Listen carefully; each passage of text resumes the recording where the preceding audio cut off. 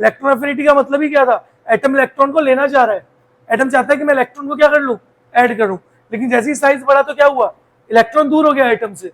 अब एटम उसको लेना तो चाह रहा है लेकिन ले नहीं सकता क्योंकि उसका अट्रैक्शन फोर्स इतना ज्यादा है ही नहीं। बोलो समझ आया? चलो स्टार्ट करते हैं बेटा। आज हम लोग बात करेंगे किसके बारे में, इलेक्ट्रॉन एफिनिटी के बारे में, है ना। हमने पीरियोडिसिटी पढ़ रहे हैं हम लोग। पीरियोडिसिटी में सबसे पहले हमने क्या पढ़ा, शील्डिंग इफेक्ट, देन क्या पढ़ा, इफेक्टिव न्यूक्लियर चार्ज, देन क्या पढ़ा, एटॉमिक साइज, देन क्या पढ़ा, आयोनाइजेशन एनर्जी। यानी 4 पीरियोडिसिटी हम पढ़ चुके हैं टोटल 6 में से। अब 5th पीरियोडिसिटी क्या है, इलेक्ट्रॉन एफिनिटी। तो हम 6th बात कर रहे हैं किसके बारे में, वो 5th बात कर रहे हैं किसके बारे में, इलेक्ट्रॉन एफिनिटी, है ना। इलेक्ट्रॉन एफिनिटी या उसी को बोलते हैं electron gain enthalpy. Electron gain enthalpy, तो हम किसके बारे में बात कर रहे हैं, इलेक्ट्रॉन एफिनिटी के बारे में या फिर इलेक्ट्रॉन गेन एंथैल्पी के बारे में। अब समझो सबसे पहले कि क्या होती है इलेक्ट्रॉन एफिनिटी या इलेक्ट्रॉन गेन एंथैल्पी। देखो नाम ही बता रहा है, इलेक्ट्रॉन गेन एंथैल्पी, यानी इलेक्ट्रॉन को गेन करने में जो एनर्जी लग रही है वो क्या हो रही है, इलेक्ट्रॉन गेन एंथैल्पी, है ना।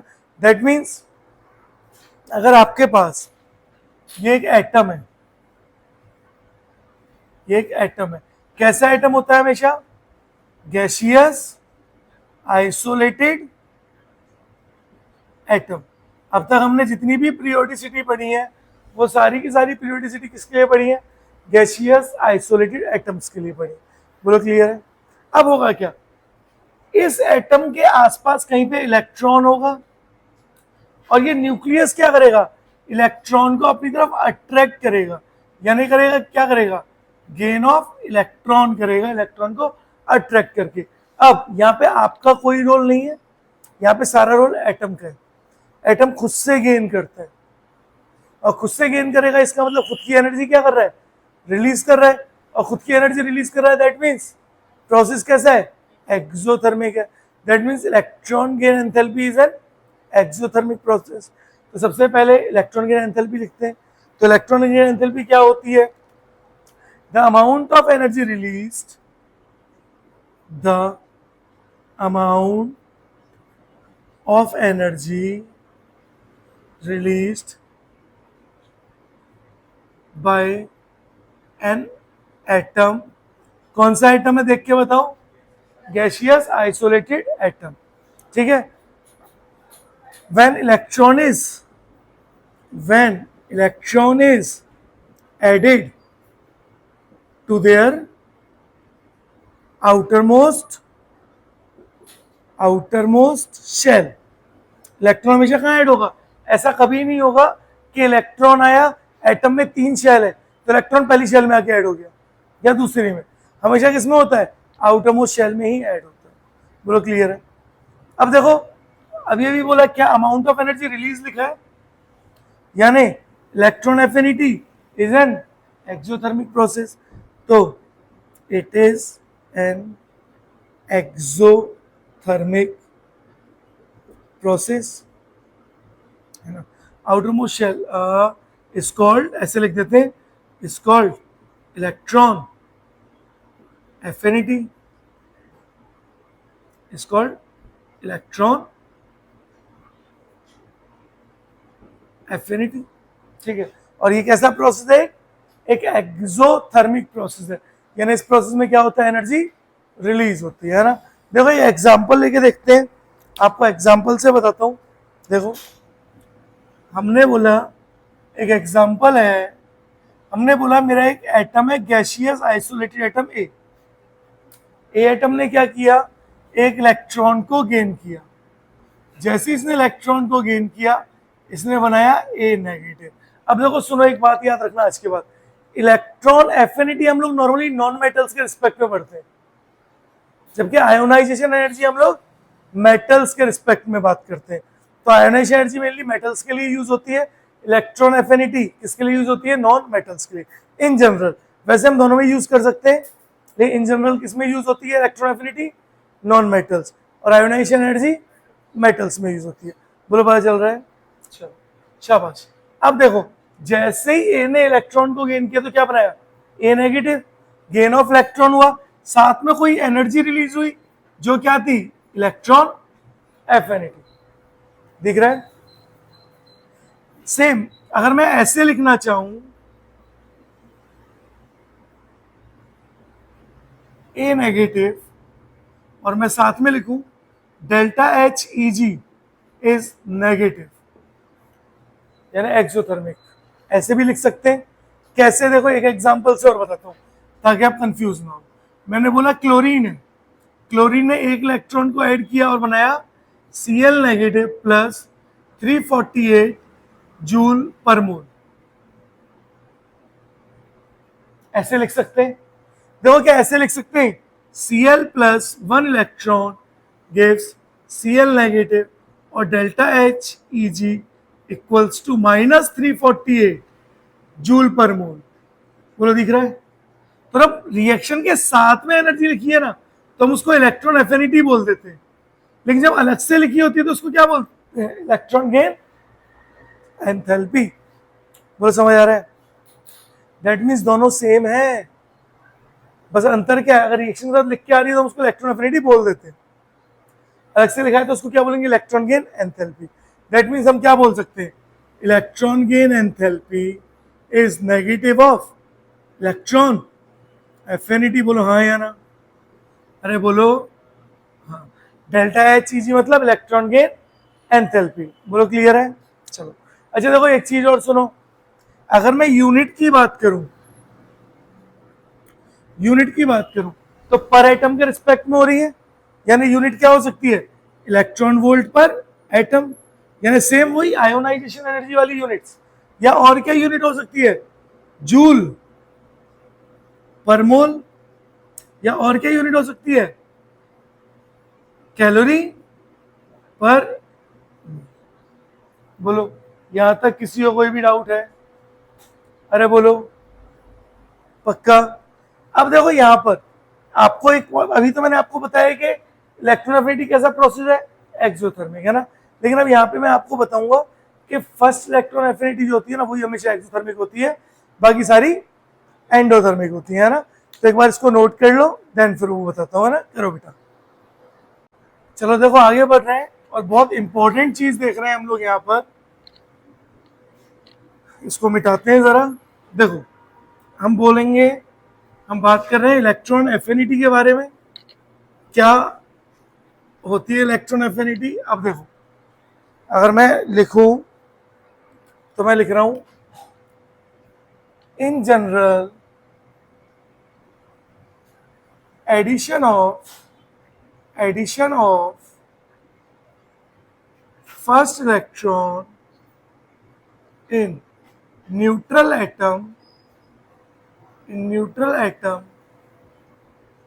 is an in neutral atom, ऐसे बोले in general addition of first electron in neutral atom is an exothermic process. Exothermic process. Neutral atom में फर्स्ट इलेक्ट्रॉन को ऐड करने का प्रोसेस कैसा होता है? हमेशा एक्सोथर्मिक होता है ना। ये बात याद रखनी है, अभी ये इंपॉर्टेंट है ना। इलेक्ट्रॉन एफिनिटी की सबसे इंपॉर्टेंट चीज पार्ट हम लोग देख रहे हैं। देखो एक एग्जांपल लेते हैं। मैंने बोला कि आपका एक न्यूट्रल एटम था ए, आपने क्या किया? उसमें ऐड किया एक इलेक्ट्रॉन को। जैसे एक इलेक्ट्रॉन को ऐड किया क्या बना? ए नेगेटिव गैसियस। अब ये प्रोसेस कैसा है? एक्सोथर्मिक है। कैसा प्रोसेस है? एक्सो, देखो लाइट पे तो नहीं आ रहा, एक्सोथर्मिक प्रोसेस है। अब इस ए में, इस ए नेगेटिव में आप फिर से एक इलेक्ट्रॉन को क्या कर रहे हो? ऐड कर रहे हो। और क्या बना रहे हो? ए गैस 2 नेगेटिव। अब ध्यान से देखो, ए नेगेटिव था यानी क्या था? एनायन था। एनायन कैसा चार्ज? Negative charge. इलेक्ट्रॉन भी कैसा चार्ज? Negative charge. अगर दोनों नेगेटिव चार्ज है तो क्या आसानी से अट्रैक्ट होंगे? नहीं होंगे। सेम चार्ज क्या होते हैं? रिपेल करते हैं ना। तो इसका मतलब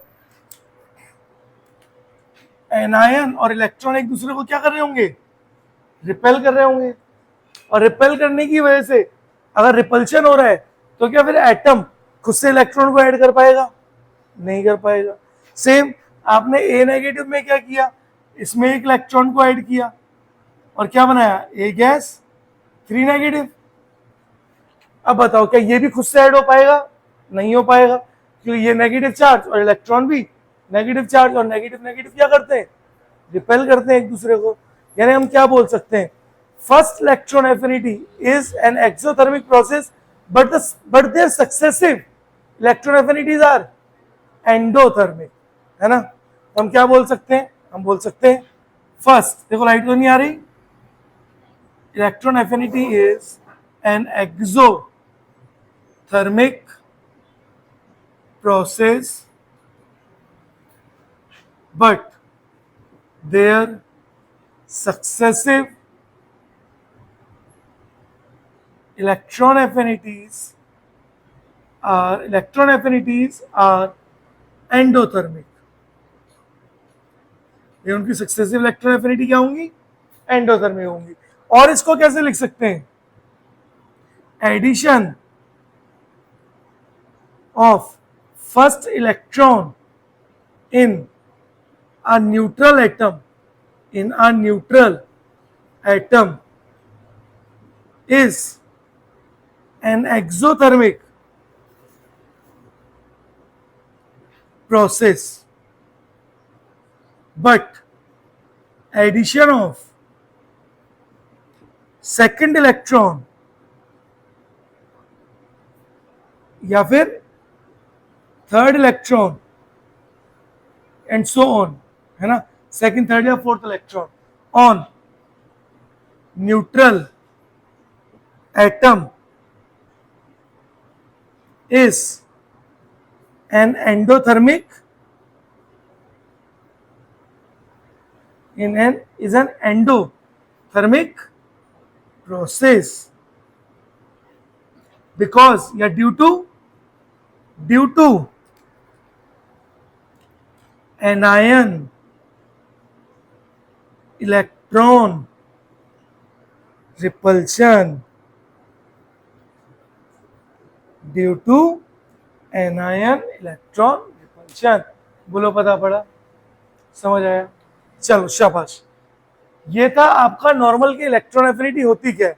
अब हम देखते हैं कि इलेक्ट्रॉन एफिनिटी के पीरियोडिक फंक्शन क्या है, यानी वो ग्रुप और पीरियड में, पीरियोडिक टेबल में ग्रुप और पीरियड में किस तरह से बिहेव करती है ना। तो चलो यहां पे हम बात कर रहे हैं किसके बारे में, periodic functions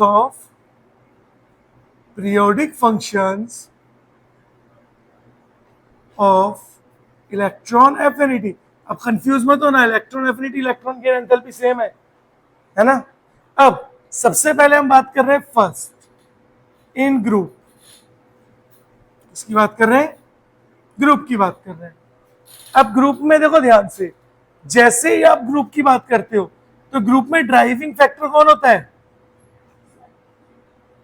driving factor is size या नंबर ऑफ शेल, या फिर आप बोल सकते हो एटॉमिक साइज, दोनों बात सही है आपकी। नंबर ऑफ शेल या फिर एटॉमिक साइज जो है वो ड्राइविंग फैक्टर है, यानी हम इसके रिस्पेक्ट में बात करते हैं। अब एक चीज देखो, जैसे जैसे आप डाउन द ग्रुप आओगे साइज क्या होता रहेगा, बढ़ता जाएगा। अगर साइज बढ़ेगा तो इसका मतलब न्यूक्लियस और जो बाहर इलेक्ट्रॉन है उनकी दूरी भी बढ़ती जाएगी, और जितनी दूरी बढ़ती जाएगी उतना अट्रैक्शन फोर्स क्या होता रहेगा, कम होता जाएगा। एक बार तो साइज इतना था, एग्जाम्पल से दिखाता हूं, एक बार साइज ये रहा एटम का, इलेक्ट्रॉन यहाँ पे है, ये इसको अट्रैक्ट कर सकता है। एक बार एटम का साइज है ये और इलेक्ट्रॉन यहाँ पे है। अब देखो अब डिस्टेंस बढ़ गया ना, अगर डिस्टेंस बढ़ा, डिस्टेंस अगर बढ़ गया तो इसका मतलब जेड इफेक्टिव क्या हो गया, घट गया, और जेड इफेक्टिव घट गया तो इलेक्ट्रॉन एफिनिटी भी क्या हो गई, कम हो गई। यानी अट्रैक्शन फोर्स कम हो गया तो इलेक्ट्रॉन एफिनिटी क्या हो गई, कम हो गई ना। इलेक्ट्रॉन एफिनिटी का मतलब ही क्या था, एटम इलेक्ट्रॉन को लेना चाह रहा है, एटम चाहता है कि मैं इलेक्ट्रॉन को क्या कर लूं, ऐड करूं, लेकिन जैसे ही साइज बढ़ा तो क्या हुआ, इलेक्ट्रॉन दूर हो गया एटम से, अब एटम उसको लेना तो चाह रहा है लेकिन ले नहीं सकता क्योंकि उसका अट्रैक्शन फोर्स इतना ज्यादा है ही नहीं। बोलो समझ आया? चलो, अब इसका मतलब अगर हम ग्रुप की बात करें तो ग्रुप में इलेक्ट्रॉन एफिनिटी जो है वो इन्वर्सली प्रोपोर्शनल होती है किसके? साइज के। जितना साइज ज्यादा इलेक्ट्रॉन एफिनिटी उतनी, अरे बोलो, कम होगी। Very good. जैसे एग्जांपल की बात कर लेते हैं लोग, lithium, beryllium, lithium, sodium, potassium, rubidium, caesium. अब ये ग्रुप में है और जैसे आप डाउन द ग्रुप जाते हो नंबर ऑफ शेल क्या होती है? नंबर ऑफ शेल बढ़ती है। नंबर ऑफ शेल बढ़ेंगी तो साइज भी क्या होगा? बढ़ेगा। और साइज बढ़ेगा तो इलेक्ट्रॉन एफिनिटी क्या होगी बेटा? कम हो जाएगी। तो इलेक्ट्रॉन एफिनिटी का ऑर्डर क्या होगा? ये होगा। बोल भाई चला, एक और एग्जांपल ले लो। बेटा मांगे कार, स्कूटर, बाप। यहां पे भी सेम क्या हो रहा है? साइज बढ़ रहा है। और अगर साइज बढ़ेगा तो इलेक्ट्रॉन एफिनिटी क्या होगी? कम होगी।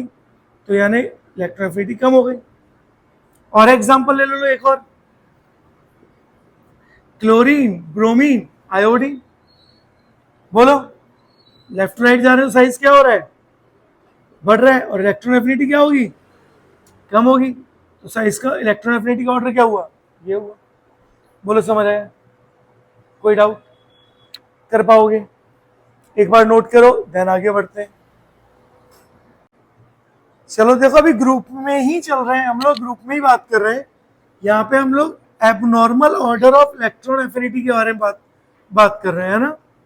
तो हमारी हेडिंग है abnormal order of electron affinity. Abnormal order of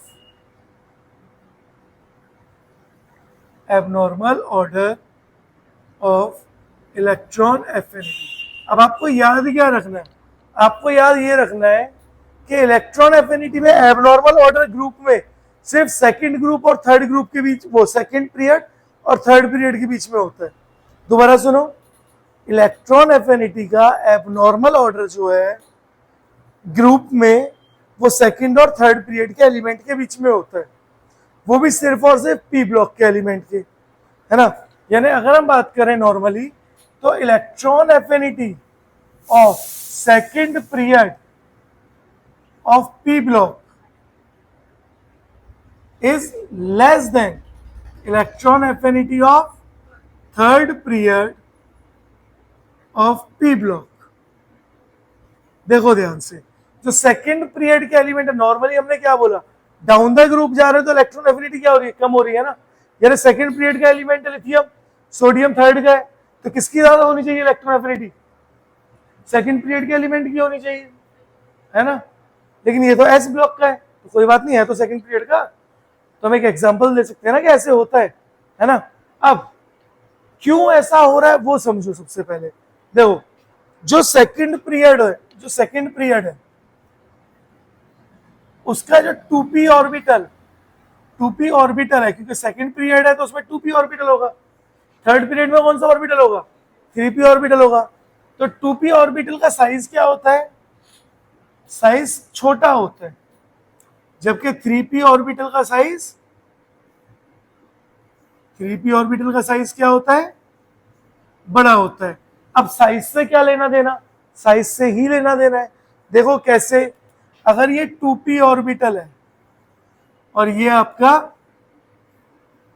3p orbital है, तो ये 2p ऑर्बिटल, देखो लाइट पे तो नहीं आ रहा, ये 3p ऑर्बिटल नहीं आ रहा, ज्यादा आ रहा है, 2p आ रहा है, बस 2p तो आ रहा है। चलो, अब देखो यहां पर इसके पास इलेक्ट्रॉन है और इसके पास भी इलेक्ट्रॉन आएगा।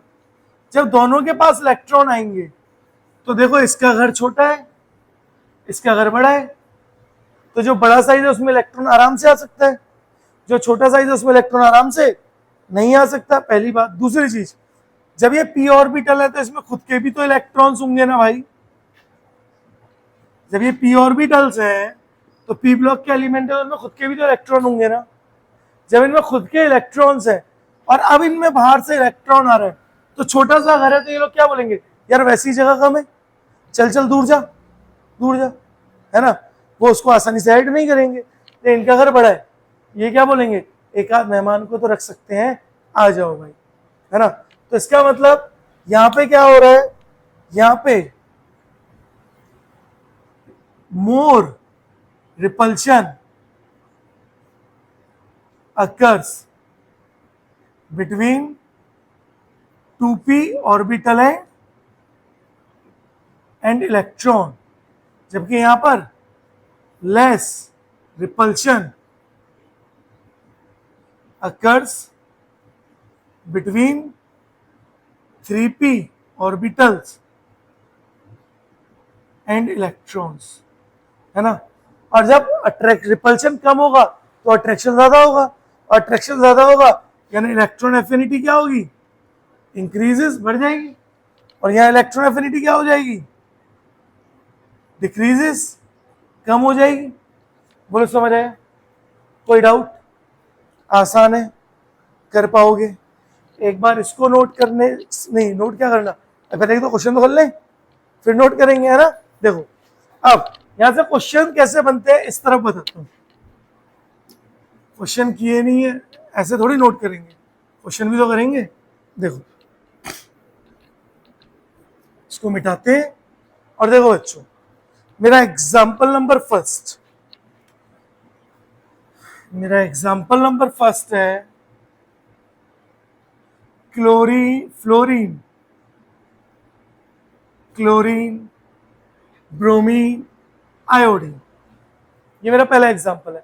अब ध्यान से देखो, नॉर्मली आपको पता है जैसे ही आप ग्रुप में टॉप टू बॉटम जाते हो, है ना, ग्रुप में लिखूंगे इसको या समझ जाओगे ऐसे ही, ग्रुप ऐसे लिख दूं, लो ग्रुप में लिख देता हूं ताकि आप लोगों को कंफ्यूजन ना हो और इजी हो जाए।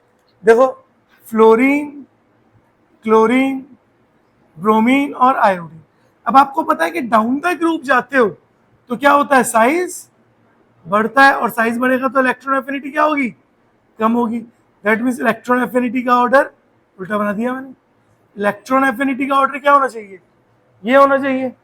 लेकिन फिर अपने को क्या याद आया, अरे ये तो पी ब्लॉक के एलिमेंट है, और उसमें भी फ्लोरीन सेकंड पीरियड का है और क्लोरीन थर्ड पीरियड का है, यानी इनके बीच में तो एबनॉर्मल ऑर्डर लगेगा, एबनॉर्मल ऑर्डर लगेगा। जब एबनॉर्मल ऑर्डर लगेगा तो होगा क्या, फ्लोरीन और क्लोरीन में साइज किसका बढ़, इलेक्ट्रॉन एफिनिटी किसकी बढ़ जाएगी, क्लोरीन की बढ़ जाएगी। सेम एक और एग्जांपल ले लेते हैं, example number second, old style से टीपो। अब फिर से क्या हो रहा है, डाउन द ग्रुप जाओगे तो साइज बढ़ेगा, और साइज बढ़ता है तो बेटा इलेक्ट्रॉन एफिनिटी क्या होती है, कम होती है। तो नॉर्मली इलेक्ट्रॉन एफिनिटी का ऑर्डर होना चाहिए ये, लेकिन यहां पे क्या हुआ, ऑक्सीजन सल्फर में एबनॉर्मल ऑर्डर लगा, क्योंकि ये सेकंड पीरियड और थर्ड पीरियड है, तो इलेक्ट्रॉन एफिनिटी किसकी ज्यादा हुई, सल्फर की ज्यादा हो गई। बोलो आसान है। चलो एक और बताओगे, लो कार्बन और सिलिकॉन, बोलो किसकी इलेक्ट्रॉन एफिनिटी ज्यादा होगी, थर्ड। एग्जांपल नंबर 4, ये आप बताओ, साथ साथ बता देना, boron, aluminium. Example number 5, nitrogen, phosphorus. Example number 6, fluorine, chlorine. Example number 7, beryllium, magnesium. बोलो फर्स्ट वाले बोलो किसकी ज्यादा होगी इलेक्ट्रॉन एफिनिटी, सिलिकॉन की। क्यों, कि सिलिकॉन थर्ड पीरियड का है और कार्बन सेकंड पीरियड का। बोरोन, एल्यूमिनियम, एल्यूमिनियम क्योंकि एल्यूमिनियम कौन से पीरियड का है, थर्ड पीरियड का, और ये सेकंड पीरियड का है। अरे बोलो, हाँ एक्टिव रहो यार, क्या कर रहे हो, सो रहे हो क्या। नाइट्रोजन कौन से पीरियड का है, और फॉस्फोरस, तो किसकी इलेक्ट्रॉन एफिनिटी ज्यादा, फॉस्फोरस की। चलो फ्लोरीन कौन से पीरियड का, और क्लोरीन किसकी इलेक्ट्रॉन एफिनिटी ज्यादा, बेरिलियम कौन से पीरियड का, मैग्नीशियम किसका, किसकी इलेक्ट्रॉन एफिनिटी ज्यादा, बेरिलियम। क्यों, क्योंकि ये एस ब्लॉक का है, ये एस ब्लॉक का है, क्योंकि बाकी सब किसके हैं, पी ब्लॉक के। तो याद रखना है एस ब्लॉक में एबनॉर्मल ऑर्डर मत लगाना, ठीक है। अब इसके बाद हम लोग बात करते हैं किसके बारे में, अभी हमने ग्रुप के बारे में बात की, फिर पीरियड के बारे में एक दो पॉइंट याद रखने और वहां से क्वेश्चन करके और फिर हमारी इलेक्ट्रॉन एफिनिटी खत्म। तो करो जरा जल्दी नोट। चलो देखो अब आगे बढ़ते हैं और बात कर रहे हैं इन पीरियड। देखो ग्रुप में हमारा खत्म हो गया है, पीरियड भी छोटा सा है, पीरियड में बस दो बातें याद रखनी है भाई और सारे इलेक्ट्रॉन एफिनिटी के क्वेश्चंस हो जाएंगे, है ना। मैं आपको कुछ क्वेश्चंस कराऊंगा अभी, है ना। देखो इसको मिटा दे जरा। हम बात कर रहे हैं इलेक्ट्रॉन एफिनिटी ऑर्डर है पीरियड, तो हम बात करेंगे किसके बारे में बेटा, इन पीरियड। जब पीरियड में बात करते हैं तो सबको पता है पीरियड में आप लेफ्ट टू राइट मूव करते हो और पीरियड में ड्राइविंग फैक्टर कौन होता है, ड्राइविंग फैक्टर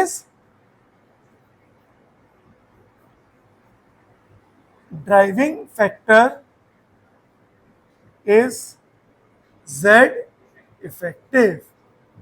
तो पीरियड में ड्राइविंग फैक्टर कौन होता है, Z इफेक्टिव होता है। हम किसके रिस्पेक्ट में बात करते हैं, Z इफेक्टिव के रिस्पेक्ट में बात करते हैं ना। अब इसका मतलब फर्स्ट पीरियड में जितना Z इफेक्टिव ज्यादा होगा उतना अट्रैक्शन फोर्स ज्यादा होगा और जितना अट्रैक्शन फोर्स ज्यादा होगा उतना इलेक्ट्रॉन एफिनिटी भी क्या होगी, ज्यादा होगी। यानी सबसे पहले तो क्या याद रखना है, जितना Z इफेक्टिव ज्यादा उतना इलेक्ट्रॉन एफिनिटी ज्यादा। उसके बाद दूसरी क्या बात याद रखनी है, दूसरी बात आपको हमेशा ही याद रखनी है, देखो यहाँ लाइट तो नहीं आ रही, यहां तक बताना, यहां तक लाइट आएगी, ज्यादा आ रही है, चलो नीचे लिख लेते हैं। तो देखो यहां से ये सेकंड फैक्टर जो है वो जरूर याद रखना, वो है इलेक्ट्रॉनिक कॉन्फ़िगरेशन। और जब भी हम इलेक्ट्रॉनिक कॉन्फ़िगरेशन की बात करेंगे तो मैं इलेक्ट्रॉन एफिनिटी का ऑर्डर लिख रहा हूं, NS2 NP6 की इलेक्ट्रॉन एफिनिटी पूरे पीरियड में सबसे कम होगी, पूरे पीरियड में सबसे कम इलेक्ट्रॉन एफिनिटी किसकी, NS2 NP6। देन किसकी, NS2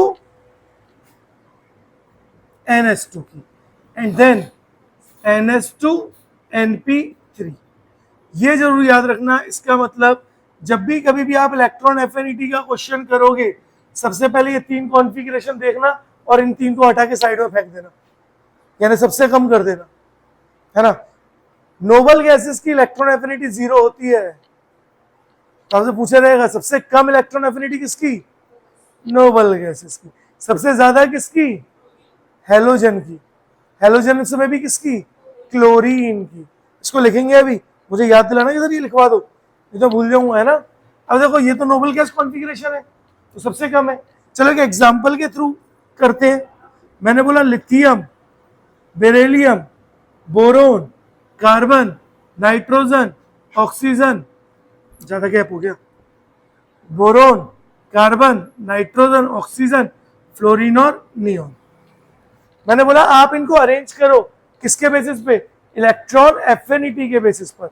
तो सबसे पहला आपका स्टेप क्या होगा, सबसे पहला आपका स्टेप होगा Z इफेक्टिव देखना। आपको पता है आप लेफ्ट टू राइट जाते हो तो Z इफेक्टिव क्या होता है बेटा, बढ़ता है, और Z इफेक्टिव बढ़ेगा मतलब इलेक्ट्रॉन एफिनिटी भी बढ़ेगी। दैट मींस इलेक्ट्रॉन एफिनिटी का ऑर्डर होना चाहिए ये। लेकिन उसके बाद हम कॉन्फ़िगरेशन को नहीं भूल सकते, तो चलो कॉन्फ़िगरेशन लिखो। देखो lithium 2s1, beryllium 2s2, boron 2s2 2p1, carbon 2p2, nitrogen 2p3। अब ऐसे मत बोलना कि NS2 NP3 नहीं लिखा, P3 है मतलब उससे पहले 2s2 ही होगा ना, है ना। और नियॉन क्या होगा, 2p6। मैंने क्या बोला, कॉन्फ़िगरेशन वालों को पहले अलग से उठा लो, तो चलो उठाओ। सबसे कम किसकी, नियॉन की, सबसे कम किसकी, नियॉन की। उसके बाद NH2 कौन है, बेरिलियम, तो देन किसकी, बेरिलियम की। देन NP3 किसकी है, नाइट्रोजन, देन नाइट्रोजन। अब बाकी वैसी अरेंज कर दो, lithium, then boron, then carbon, then oxygen and then fluorine. तो this is the electron affinity order. बोलो पता चला, कर पाओगे, आसान है, ठीक है। तो बस इसी तरह से करना, पीरियड में ऐसे ही आपसे पूछा जाएगा। बोलो कर लोगे ना, चलो। तो फिर एक क्वेश्चन मैं आपको दूं, एक दे दूं, लो मेरा क्वेश्चन है, question number 1, oxygen, sulphur, nitrogen, phosphorus, इसको अरेंज करना है। फिर क्वेश्चन नंबर 2 मैं आपको देते जा रहा हूं, आप करते जाओ। Nitrogen, phosphorus, carbon, silicon, nitrogen, phosphorus, carbon, silicon. Question number 3,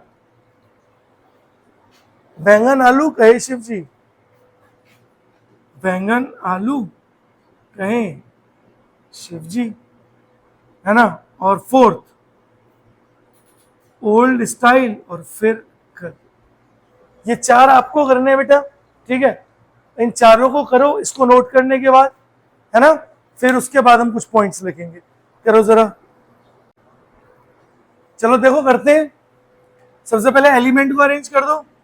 सबसे पहले नाइट्रोजन आता है, नाइट्रोजन के बाद ऑक्सीजन, नाइट्रोजन के नीचे फॉस्फोरस और ऑक्सीजन के नीचे सल्फर। अब जब इनको देख लिया हमने, तब हम क्या करेंगे, सबसे पहले आपको पता है ग्रुप है, ग्रुप में देखो। अब ग्रुप में ये कौन सा पीरियड का एलिमेंट है, ऑक्सीजन, ये नाइट्रोजन ऑक्सीजन, सेकंड पीरियड। अच्छा, फॉस्फोरस सल्फर कौन से पीरियड के हैं, 3rd पीरियड के एलिमेंट है। बोलो दिख रहा है ये बात सबको, है ना। अब दोनों पी ब्लॉक के, अगर दोनों पी ब्लॉक के तो इसका मतलब इलेक्ट्रॉन एफिनिटी किसकी ज्यादा होगी, 3rd की या 2nd की, 3rd ग्रुप के एलिमेंट, 3rd पीरियड के एलिमेंट की ज्यादा होगी। तो यहां तो ये ऑर्डर हो गया। अब नाइट्रोजन ऑक्सीजन में इलेक्ट्रॉन एफिनिटी किसकी ज्यादा होगी, नाइट्रोजन की। तो यार देखो ना, हाफ फील्ड है ना, हमेशा क्या होगी, कमी होगी ना। और जब नाइट्रोजन हाफ फील्ड है तो फॉस्फोरस भी हाफ फील्ड होगा, और हाफ फील्ड है तो इलेक्ट्रॉन एफिनिटी कम होगी। तो सबसे ज्यादा इलेक्ट्रॉन एफिनिटी किसकी, सल्फर। देन सबसे कम किसकी, बोलो, नाइट्रोजन की। अब कौन बचा, फॉस्फोरस, ऑक्सीजन। तो ऑक्सीजन का छोटा यानी इलेक्ट्रॉन एफिनिटी ज्यादा। अब ऑक्सीजन फॉस्फोरस में आप कभी भी ये पीरियड वाला कॉन्सेप्ट नहीं लगा सकते, क्योंकि ये डायगोनल है। पीरियड वाला कॉन्सेप्ट कब लगाते हो, जब एक दूसरे के नीचे हो।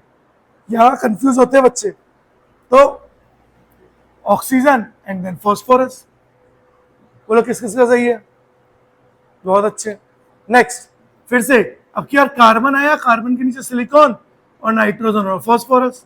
अगेन यार देखो, पी ब्लॉक के एलिमेंट है, पी ब्लॉक के एलिमेंट है, तो 3rd पीरियड की इलेक्ट्रॉन एफिनिटी ज्यादा। कार्बन नाइट्रोजन में इलेक्ट्रॉन एफिनिटी किसकी ज्यादा, ऑब्वियस है कार्बन की, क्योंकि नाइट्रोजन तो हाफ फील्ड है ना। हाफ फील्ड को तो हमेशा आप समझ ही जाओ देख की इलेक्ट्रॉन एफिनिटी में। तो ऑर्डर क्या होगा, सबसे ज्यादा किसकी है, सिलिकॉन। सबसे कम किसकी बेटा, नाइट्रोजन। कार्बन फॉस्फोरस में किसकी ज्यादा होगी, कार्बन की होगी, कॉमन सी बात है। पेशेंसली करो, हर क्वेश्चन बनता है। बैंगन आलू कहे शिव जी, यानी बैंगन के नीचे आलू और कहें शिव जी, है ना। अब देखो ध्यान से, अगेन ये 2nd पीरियड या 3rd पीरियड, सबको दिख रहा है। 2nd 3rd में पी ब्लॉक के एलिमेंट है, फिर से एबनॉर्मल ट्रेंड लग रहा है। और इलेक्ट्रॉन एफिनिटी किसकी ज्यादा, 3rd पीरियड की। लेकिन अब यहाँ पे किसी की हाफ फील्ड कॉन्फ़िगरेशन नहीं है, तो आप क्या करोगे, लेफ्ट टू राइट जाओगे तो जेड इफेक्टिव बढ़ेगा, तो इलेक्ट्रॉन एफिनिटी बढ़ेगी। तो देखो ये होगा ऑर्डर। अब बोलो सबसे ज्यादा किसकी, सिलिकॉन की। सबसे कम किसकी, बोरोन की। एल्यूमिनियम कार्बन में किसकी ज्यादा होगी, कार्बन, देन एल्यूमिनियम, बस। नेक्स्ट, ओल्ड स्टाइल, फिरकल, ऑक्सीजन के बाद फ्लोरीन, और ऑक्सीजन की जो सल्फर, फ्लोरीन के नीचे क्लोरीन। अगेन दोनों पी ब्लॉक के एलिमेंट है, पी ब्लॉक के एलिमेंट है, तो फिर से देखो 2nd 3rd पीरियड में तो यही होगा। लेकिन अब लेफ्ट टू राइट जा रहे हो तो जेड इफेक्टिव क्या हो रहा है, बढ़ रहा है, तो इलेक्ट्रॉन एफिनिटी भी क्या होगी, बढ़ेगी। तो सबसे ज्यादा किसकी बेटा, क्लोरीन, और सबसे कम किसकी, ऑक्सीजन। सल्फर फ्लोरीन में किसकी ज्यादा, फ्लोरीन एंड देन सल्फर। बोलो पता चला। चलो एक और दे रहा हूं, देखो जरा ध्यान से, ये इंपॉर्टेंट है, ये वाला ज्यादा इंपॉर्टेंट है ना। देखो कितने दे दिए, 4। एग्जाम्पल नंबर 5 मैंने आपको दिया, बेटा मांगे बैंगन आलू, है ना। ये लोग आलू बैंगन ज्यादा पसंद होते हैं ना। तो देखो ध्यान से, अरेंज करो, बेरिलियम, उसके नीचे कौन है, मैग्नीशियम। बेरिलियम के बाद कौन आता है, बोरोन, और बोरोन के बाद एल्यूमिनियम। अब मुझे बताओ, सबसे पहले इसमें इलेक्ट्रॉन एफिनिटी का ऑर्डर देखो, ध्यान से देखो और समझो। बोरोन और एल्यूमिनियम कौन से ब्लॉक के एलिमेंट हैं और कौन से पीरियड के हैं, सेकंड और थर्ड। तो ये दोनों पी ब्लॉक के हैं, तो इलेक्ट्रॉन एफिनिटी किसकी ज्यादा होगी, एल्यूमिनियम की। लेकिन बेरिलियम मैग्नीशियम कौन से ब्लॉक के एलिमेंट हैं, एस ब्लॉक के। क्या इनमें एबनॉर्मल ऑर्डर लगेगा, नहीं। इनमें क्या लगेगा, साइज का ऑर्डर। और यहां पर इलेक्ट्रॉन एफिनिटी किसकी ज्यादा होगी, बेरिलियम की। देखो यहां पर तो आप क्या कर रहे हो, सेकंड और थर्ड पीरियड में एबनॉर्मल ऑर्डर लगा रहे हो, एबनॉर्मल ऑर्डर लगा रहे हो, जो पी ब्लॉक में लगता है सेकंड थर्ड में। लेकिन यहाँ पे ये जो सेकंड और थर्ड पीरियड है, इसमें तो ये तो एस ब्लॉक है ना, ये कौन से ब्लॉक है, एस ब्लॉक। क्या इसमें एबनॉर्मल ऑर्डर लगेगा, नहीं ना। तो इसमें डाउन द ग्रुप जाओगे तो साइज क्या होगा, बढ़ेगा, और इलेक्ट्रॉन एफिनिटी क्या होगी, कम होगी। बोलो पता चला। चलो जल्दी से बोलो, बेरिलियम का कॉन्फ़िगरेशन क्या है, 1s2 2s2, कॉन्फ़िगरेशन 2s2। देखो यानी बेरिलियम की इलेक्ट्रॉन एफिनिटी क्या होगी, कम होगी। मैग्नीशियम की भी क्या होगी, कम होगी। तो सबसे ज्यादा इलेक्ट्रॉन एफिनिटी किसकी, अरे बोलो भाई, एल्यूमिनियम। सबसे कम किसकी, मैग्नीशियम की। अब कौन कौन बचा, बेरिलियम और बोरोन बचा। अरे बोलो, बेरिलियम बोरोन में किसकी ज्यादा, बोरोन और देन बेरिलियम। बोलो है आसान। अब बोरोन में, बेरिलियम में 2s2 है, मैग्नीशियम में 3s2 है तो s2 ही है ना। चलो है आसान। अब कुछ पॉइंट्स लिख ले, अब तो आप लोग कर ही लोगे, कर लोगे ना पक्का, आइसोइलेक्ट्रॉनिक स्पीसीज में कर लोगे। चलो तो देखो अब कुछ पॉइंट्स लिखते हैं। मेरा पहला पॉइंट,